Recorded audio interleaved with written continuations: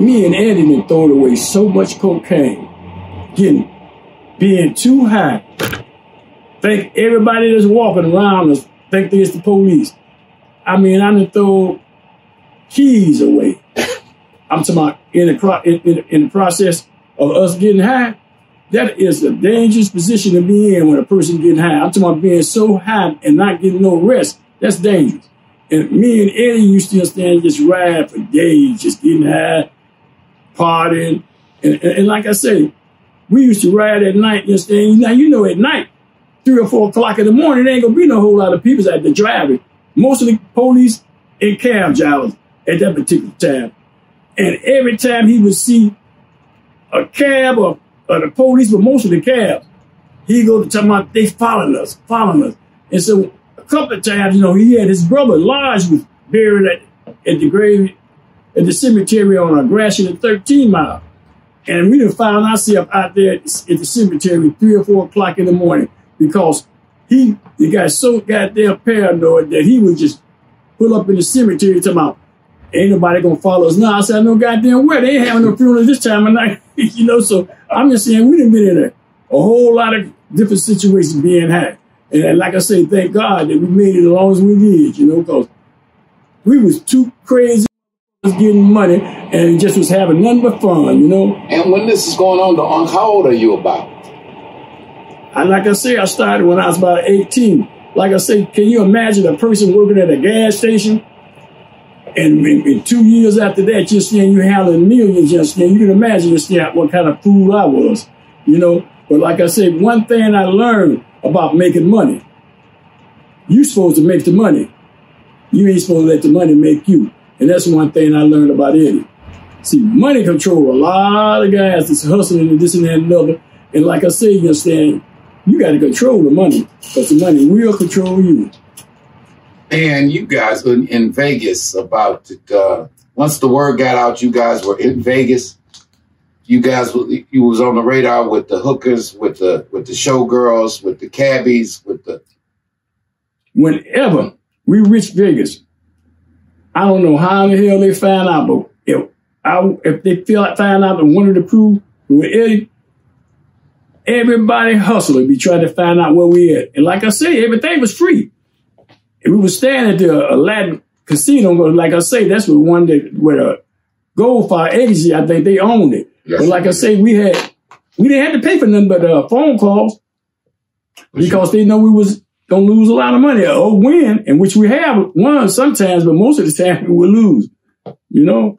Chuck Goldfire actually went to jail from hiding his interest in Aladdin Casino, right? That's a fact. Yeah, but when we first started going to Vegas, we started off at, before we got hooked up with Goldfire, we was going to the Thunderbird. That was a little casino that was on the Strip. Okay. All right. Now, through my brother's situation and some other people, you obviously you young, you was a good-looking young guy, you handling millions of dollars. You came across beautiful women on a regular basis. But just so we can straighten it out, the woman who played Thelma on Good Times. Well, like I say, Joe Where'd Pep. you guys meet? Or how'd you guys meet? Joe Pep. He was the leader of the Undisputed Truth. And back during that time, he used to be entertainer every weekend at the 20 Grand, Ben High Chaparral.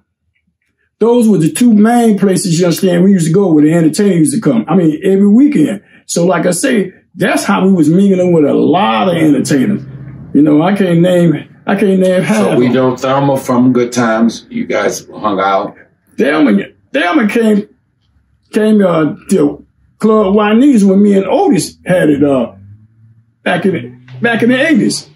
Back in the 80s, I think it was the 80s and 90s. I got pictures of her that I had with her, you understand? Chaka Khan came across, probably y'all hung out with. Yeah. Like I said, Joe Pep, you understand, introduced to a lot of people, you know. And then being going to the 20 Grand, Betty Porter was the head barmaid down there, so she knowed a lot of people, and she still do. You know, she was very close to us too. Betty was, you know. Just saw Betty not too long ago, and she was speaking highly of you again. Yeah, like I say, she's a sweet person, you understand. Betty, you understand, was close to me and Eddie. She really is, you know. But like I say, like Stanley's Chinese restaurant used to be on Milwaukee. Yeah. That was one of our main spot where we used to go and eat. And me and Eddie and Courtney we used to date a lot of girls that was working there. You understand? They used to have some nice looking girls down there.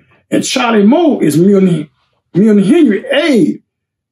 He had a girl that he was fucking with down there. Her name was Ada. She did now. That's the young lady that was bringing her money to me and Eddie when we was across seas. She was the one that had the passport that would bring us money when we needed. Wow. So when you guys would run out of money in Europe or in South America, that's who would actually bring you. That's who would bring it to her, Ada. You know?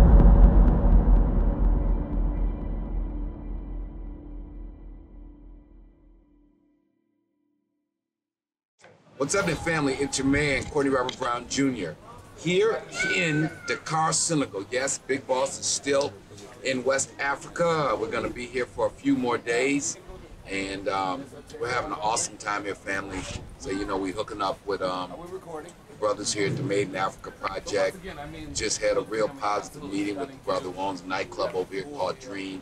He's doing some thing in the film industry, got some studios. So, right there. 2021, look forward to some of Big Boss's first projects coming out of the motherland. So we are very excited about that. So anyway, you know, guys, with all that's been going on this year in 2020, we didn't really get a chance to do the 10-year anniversary that we wanted to do for this project, which is what started the whole thing, the whole reason why there's even a YouTube channel and why there was the award-winning documentary Motown Mafia, and all that came with that, and before all of this, the Kingpin's Kid Radio, and now Eddie Jr.'s channel. But this whole thing began 10 years ago. So this is the 10th anniversary of when this project began. It began with this book, Motown Mafia, Memoirs of a Kingpin's Kid. And so I know a lot, I know a lot of you guys, family, you actually know of me or Eddie Jr. or my old man or Fat Man's Legend, and you know it through YouTube. Some of you may have seen the documentary, which, by the way, is available at BigBossFilmworks.com or on Amazon Prime, Tubi TV, or most of your streaming platforms. You can still get the award-winning documentary, Motown Mafia. And it all began with this book. Shout out to Lou Stevens, my partner. You never see much of him because he's usually behind the camera, but he has been the backbone of Big Boss Filmworks since we started this thing, so shout out to you, Brother Lou. But so as I was saying though, if you don't know how, the fact that why me and Eddie have been friends for, you know, all of our lives, Eddie Jr., how his dad and my dad have been friends for all of their lives. The real story on how Eddie Jackson Sr., the Fat Man himself, how he started and built that $1 million empire. You know, we've attempted to unpack it, but if you really want the story, the in-detailed story, you know, give the book a shout. It's also available on Kindle. It's also a history lesson, you know, like in chapter 1, let's just say in the beginning, you know, you get the whole background in chapter 1 of where Detroit was at in the 50s and 60s, the real story with Black Bottom. A feel of what Detroit was like in 1971, where the Detroit Tigers were doing, what the Pistons were doing, what was going on with the race relations in the city. And then the fact that that was the year that would change the course of the Fat Man's organization and everything. That was the year where he met the Gambino crime family. That was also the year where they had the raid on Hubble, which is still, I believe, standing the largest raid in narcotics history in the city of Detroit.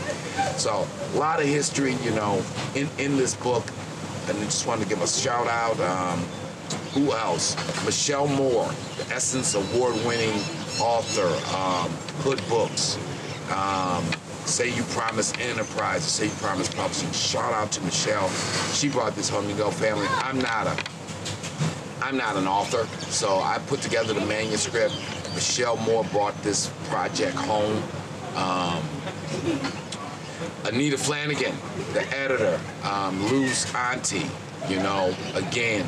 So shout out 10-year anniversary to the book and all the people who played a part in this thing, and it's just really cool, man. And now, you know, if you told us 10 years ago I might have said, yeah, I'll be in West Africa, but if you said 10 years ago, Courtney, you're gonna have a book road, and then the follow-up book, which we'll talk about a little bit later, you know, not the follow-up to this. Here's the follow-up, Motown Mafia, Big Man on Campus. But then, you know, we did come out with another book called Get Your Mind Right, Get Your Money Right, Getting Off Zero. And just where the idea started, man. People have been telling me my whole life that I had lived an interesting life and stuff I had seen. You know, working for my father, just growing up next to Eddie Jackson, seeing their whole rise, fall, and rise again, and now to be over here in Africa, expanding, you know, this Filmworks thing and this content creation to the motherland, hooking up with some brothers. It's just a blessing, man. So we look forward. Want to say thank you again, though. If you don't know, not got the full in-depth story. 10-year anniversary, Motown Mafia, Memoirs of a Kingpin's Kid. Check it out. You can get it from our website, BigBossFilmworks.com. You can definitely get it from Amazon. And if you have not seen the award-winning documentary that followed up on that, you can definitely check that out on the Amazon Prime. So, and Tubi TV, again, all the other ones.